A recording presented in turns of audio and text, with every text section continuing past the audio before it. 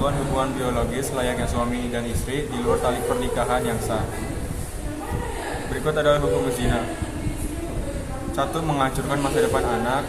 2. Merusak keturunan yang sah apabila perzinahan menghasilkan seorang anak atau lebih. 3. Mendorong perbuatan dosa besar yang lain. Dan 4. Menimbulkan berbagai jenis penyakit seperti AIDS. Ada beberapa hal yang dapat dilakukan untuk menghindari pergaulan bebas dan perbuatan yang mendekati zina, yaitu sebagai berikut. 1. Meningkatkan pemahaman iman, Islam dan melaksanakannya dengan benar. 2. Selalu mengingat bahwa tujuan hidup adalah akhirat, bukan kesenangan dunia semata. 3. Menjaga kehormatan. Dan 4. Memperbaiki konsep berpikir.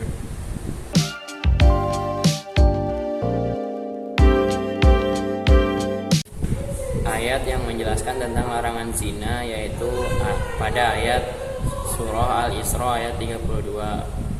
A'udzu billahi minasyaitonir rajim.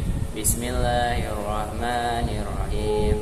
Wala taqrabuz zina innahu kana fahisyatan wa sa'an sabila. Artinya, janganlah kamu mendekati zina. Sesungguhnya zina itu adalah perbuatan keji dan jalan terburuk. Isi kandungan surah Al-Isra ayat 32. 1. Larangan mendekati zina, perbuatan yang mengarah kepada zina. 2. Zina merupakan perbuatan keji dan kotor dan suatu jalan yang buruk. 3. Perbuatan zina merupakan dosa besar yang dilarang keras oleh Allah Subhanahu wa taala. 4. Zina merupakan perbuatan yang merendahkan harkat, martabat, dan kehormatan.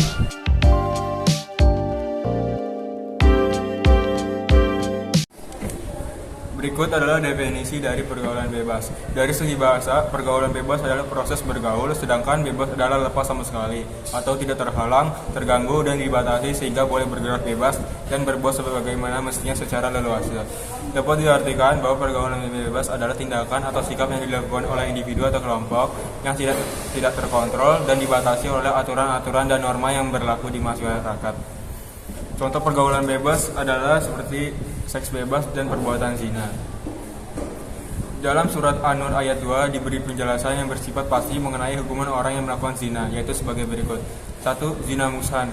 Zina muhsan adalah pelaku zina yang sudah balik, berakal, merdeka, dan sudah pernah menikah. Hukuman terhadap pelaku zina muhsan ini adalah dirajam, yaitu dilontar dengan batu sederhana sampai mati. 2. Yaitu zina gairah muhsan. Zina gairah muhsan yaitu pelaku zina yang masih lajang dan belum pernah menikah. Hukuman terhadap pelaku zina ini adalah didera sebanyak 100 kali dan diasingkan di suatu hukuman terhadap pelaku zina ini adalah didera sebanyak 100 kali dan diasingkan di suatu tempat yang jauh dari manusia dengan jarak sekitar 90 km dari pemukiman selama 1 tahun. Masa 1 tahun itu dihitung dengan mulai berangkatnya penzina, bukan dihitung sampainya penzina itu ke tempat pengasingan. Caranya melaksanakan hukuman didera dulu, baru dipindahkan ke tempat pengasingan.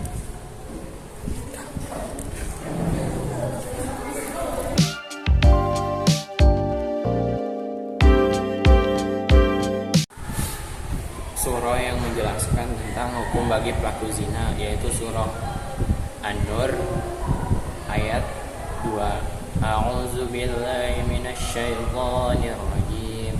Bismillahirrahmanirrahim. Az-zaniyatu waz-zani fajlidu kulla wahidin minhuma mi'ata jaldatin wa la ta'khudhukum bihima ra'fatun fi dinillahi in kuntum tu'minuna billahi wal yawmil akhir wal yashhad 'azabahuma ta'ifatun minal mu'minin. Artinya, pezina perempuan dan pezina laki-laki, deralah masing-masing dari keduanya 100 kali, dan janganlah rasa belas kasihan kepada keduanya. mencegah kamu untuk dan melaksanakan agama dan hukum Allah. Jika kamu beriman kepada Allah dan hari kemudian, hendaklah dan pelaksanaan hukuman atas mereka disaksikan oleh sebagian orang-orang mukmin. Isi kandungan surah An-Nur ayat 4.